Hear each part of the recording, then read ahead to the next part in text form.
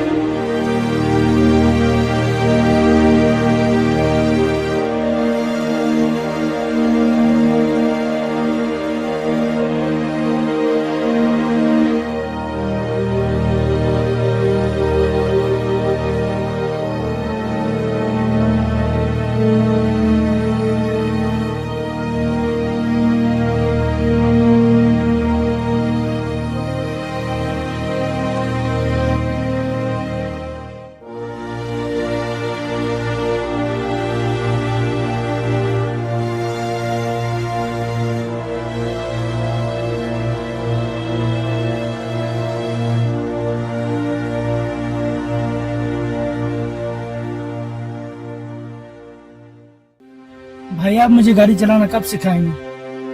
अब तो मैं बच्चा नहीं हूँ, अब सिखा ही दें। सिखा दूंगा यार, नाराज क्यों होते हो? भाई आप मुझे सिखाना ही नहीं चाहते। मेरे सब दोस्तों को ड्राइविंग आती है और वो लोग मेरा मजाक उड़ाते हैं। देखो यान, मैं नहीं चाहता कि तुम किसी मुसीबत में पड़ जाओ।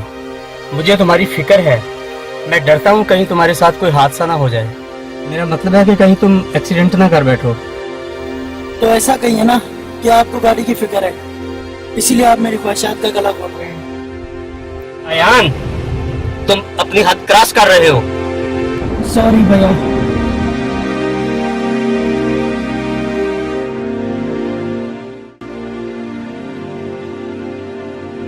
तुम्हें ड्राइविंग सीखनी है ना?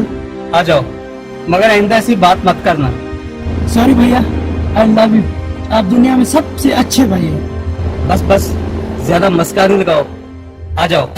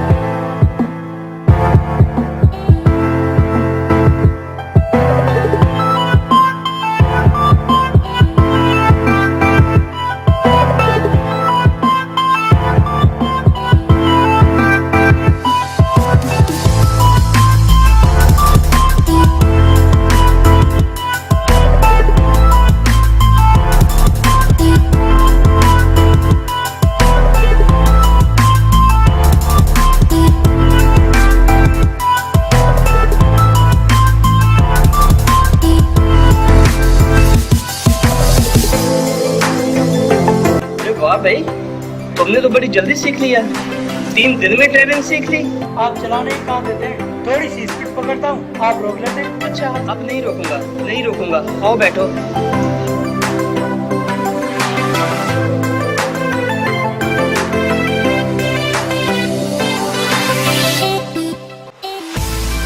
हेलो दोस्तों, आज मैं हाजिर हूँ एक नई वीडियो के साथ। जैसे कि मैं आपको ये लाता हूँ नई वीडियोस और आप उसको पसंद करते हैं।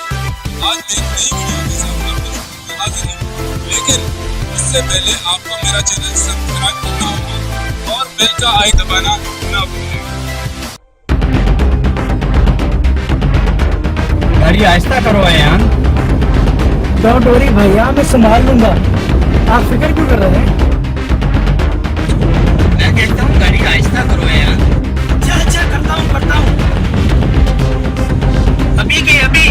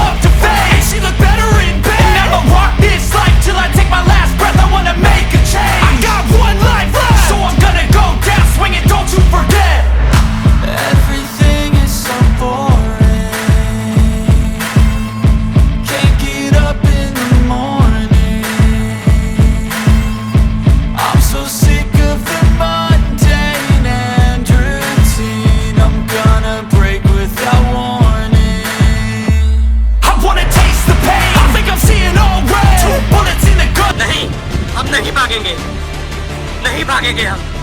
तुम मेरी बात मान जाओ, तुम्हारे भाई को जेल हो सकती है, फांसी हो सकती है। तुम लोग जाओ, मैं संभाल लूंगा। नहीं, मेरे भाई को कुछ नहीं होगा, कुछ नहीं होगा मेरे भाई को। नहीं, चलो यार।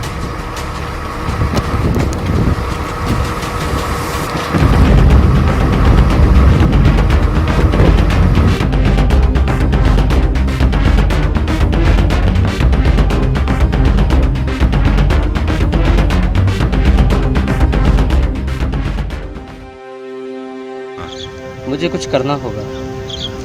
मैं क्या कर सकता हूँ? मैं इल्ज़ाम अपने सर भी नहीं ले सकता। मैं अपने भाई को जेल जाता भी नहीं देख सकता। क्या करूँ मैं? लेकिन कुछ करना होगा। अब ऐसा नहीं चलेगा, कुछ करना होगा।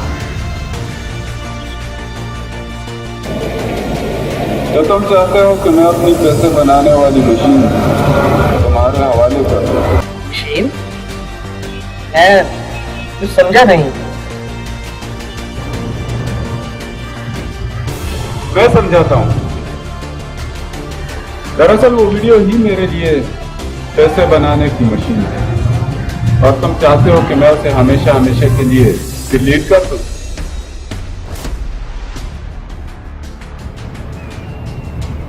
लेकिन मैं तुम्हें उसकी कीमत दे रहा हूँ। तुम उस वीडियो की जो कीमत लगा रहे हो वो बहुत कम है। इससे तो अच्छा है कि तुम मुझे हर महीने मेरा हिस्सा देते रहो और मैं चुप रहूं। लेकिन मैं अब इस किस्से को खत्म कर देना चाहता हूँ। तंग आ चुका हूँ तुम्हारी इस गुलामी से। लेकिन तुम शायद भूल रहे हो, वो वीडियो नहीं बल्कि तेरे भाई की जिंदगी है और तुम अपने भाई की जिंदगी की बहुत कम कीमत लगा रहे हो। तो आखिर तुम चाहते क्या हो? मैं चाहता हूं कि तुम हर महीने मुझे मेरा हिस्सा देते रहो। दूसरी सूरत में सिर्फ मकान नहीं चलेगा, बल्कि तुम्हें अपना रेस्टोरेंट भी मेरे नाम करना होगा। बहुत बड़ी डिमांड कर दी है तूने।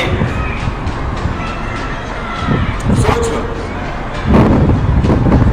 एक तरफ मेरे भाई की जिंदगी है और दूसरी तरफ मकान और रेस्टोरेंट। ठीक है, मैं तुम्हें सोचकर बताता हूँ। इत्मीनान से सोचो।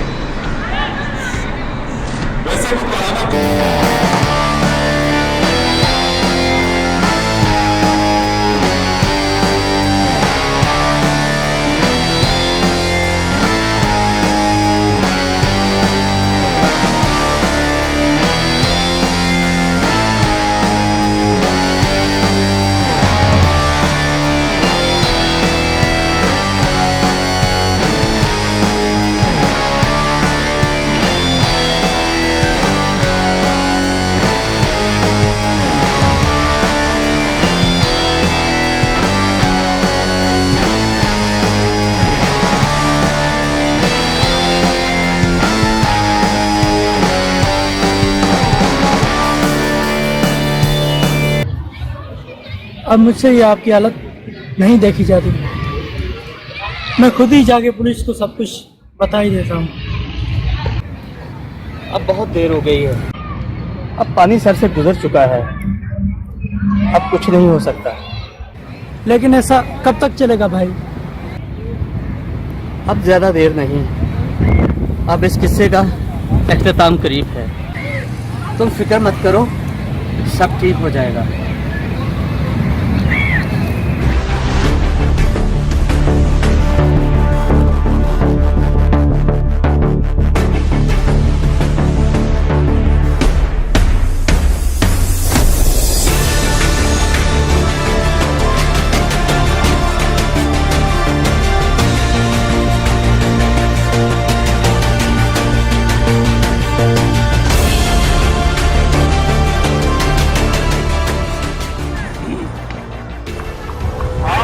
फरमान मेरे दोस्त, यकीनन तुम अच्छी खबर लाए होगी। मैं एक बार फिर ये तुम्हें बताने के लिए आया हूँ कि मैं मकान तुम्हारे नाम कर दूंगा और वीडियो मेरे हवाले कर दूंगा। तुम अपना और मेरा वक्त बर्बाद कर रहे हो। मैं तुम्हें साफ साफ कह चुका हूँ कि सिर्फ मकान से बात नहीं बनेगी, तुम्हें अपना रेस्टोरेंट भी मेरे नाम करना होगा। रेस्टोरेंट मैं तेरे नाम नहीं कर सकता, वो मेरी बच्चों की रोजी रोटी का जरिया है। कुछ तो खुदा का खौफ करो। अगर तुम इसी तरह अपने जिद पर अड़े रहे ना, तो मैं तेरे भाई को सलाखों के पीछे भिजवा दूंगा। बस, बहुत कर ली तेरी मिन्नत समाजत, बहुत जोड़ लिए तेरे आगे हाथ, लेकिन तुझे समझ नहीं आई। तू जानवर है, जानवर, इंसानों का खून चूसने वाला जानवर। तू मेरे भाई को जेल भिजवाने की बात करता है ना, तो उसका बाल भी बांका नहीं कर सकता। जब तक मैं जिंदा हूँ, मेरे भाई को कोई छू भी नहीं सकता। अच्छा, ये बात है। अब देख, मैं अभी के अभी ये वीडियो पुलिस को सेंड करता हूँ। तू ऐसा नहीं कर पाएगा। With the painful scenes, I need to scream out loud, I can't stop me. I wanna be the greatest like Rocky. You know I leave them all hating like a hobby. I'm out here making moves like a lobby. And if you ain't with me, it's your loss. See, I got my mind on the facts, I'm a python, grab what I like real fast. Stroke until I have everything I attack, everything that I lack, everything that I want, and I see, matter of fact. 'Cause I'm my own worst enemy, only if I let it be. I can control anything if I can just think carefully. I control my destiny. Deep up in my mind I manifest it. Every morning I wake up obsessed, and everything I do the best. And deep within my mind you know I'll always manifest it.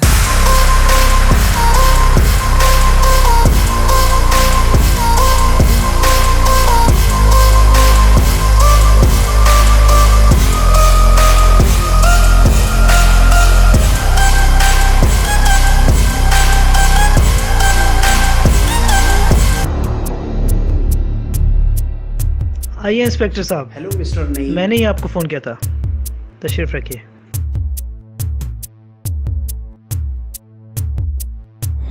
Rizwan कत्ल case तो आईने की तरह साफ है, फिर आपके पास ऐसा क्या है जिससे फरमान बेगुनाह साबित हो सके? दरअसल रिजवान का वकील मैं हूँ। व्हाट? तो फिर आप उसके कातिल को सज़ा दिलाने के बजाय उसे बचाने की कोशिश क्यों कर रहे हैं? ये मैं खुद नहीं कर रहा, बल्कि ये मिस्टर रिजवान की ख्वाहिश थी। मुझे तफसील से बताएं कि आखिर मामला क्या है। जी ज़रूर, ये देखिए SMS। मुझे रिजवान ने उस वक्त भेजा था जब वो अपनी ज़िंदगी की आखिरी सांसें ले रहा था। इसके मरने के बाद इसकी हिदायत के मुताबिक मैंने इसकी बीवी और बच्चों से ये USB हासिल किए। और इस USB में क्या है? उसने अपने घर वालों को इस USB को छूने से भी मना किया था और ये सिर्फ मुझे देने को कहा था। इस USB में जितने भी दस्तावेज़ात हैं उनके मुताबिक मिस्टर रिजवान ने ही फरमान को मजबूर किया कि वो उसे कत्ल करें। लेकिन मिस्टर रिजवान ऐसा क्यों चाहते थे? इंस्पेक्टर साहब, ये दुनिया भी बहुत अजीब है। जहाँ लोग अपने फ़ायदे की खातिर अपने सगे रिश्तेदारों को मार देते हैं, वहाँ रिजवान जैसे लोग भी मौजूद हैं جو اپنی اولاد کی خاطر اپنی زندگی بھی داؤ پہ لگا دیتے. بہت عرصے پہلے رضوان ٹی وی ڈراموں میں بلیک ویلر کے رول سے بہت مشہور تھا، لیکن آہستہ آہستہ اسے کام ملنا بند ہو گیا اور اس کو اور اس کی فیملی کو غربت نے آ گھیرا. پھر اس نے یوٹیوب پہ اپنا چینل سٹارٹ کیا، لیکن غربت کی بلا پھر بھی سر سے نہ ٹل سکی. اس دن بھی وہ اپنے چینل کے لیے ایک ویڈیو بنا رہا تھا کہ اس کے سامنے یہ حادثہ پیش آیا. یہ دیکھیے وہ ویڈیو. اس ویڈیو کے ذریعے وہ مسٹر فرمان کو بلیک میل کرتا رہا. لیکن اس ویڈیو سے تو یہ لگتا ہے کہ فرمان نے ایک نہیں دو جرم کیے ہیں. نہیں انسپیکٹر صاحب، اس ویڈیو میں جو بندہ زخمی ہوا ہے وہ مرا نہیں بلکہ زندہ اور صحیح سلامت ہے. اس دن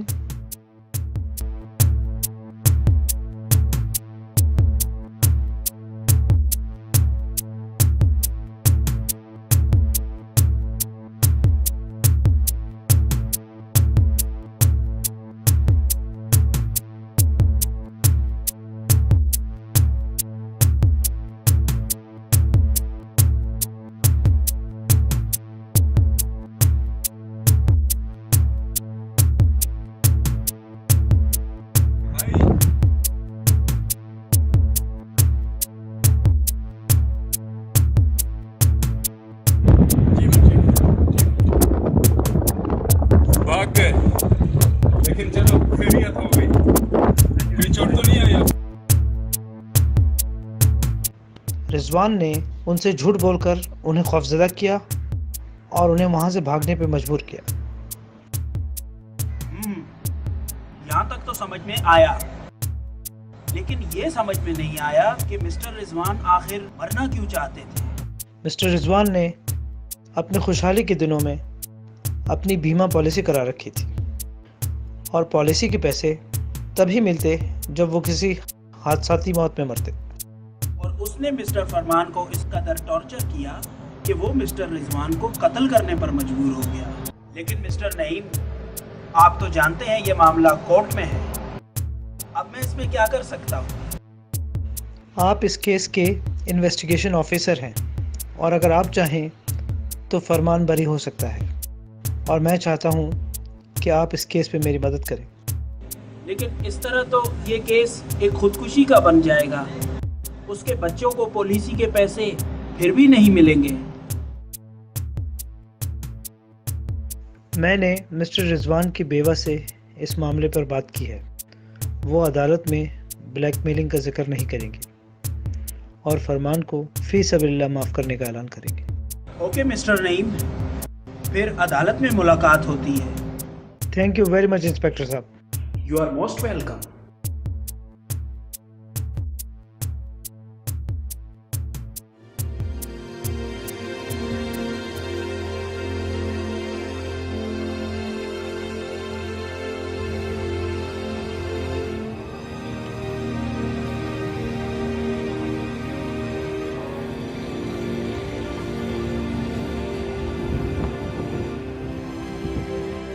اللہ کا لاکھ لاکھ شکر ہے کہ آپ کو آزادی مل گئی.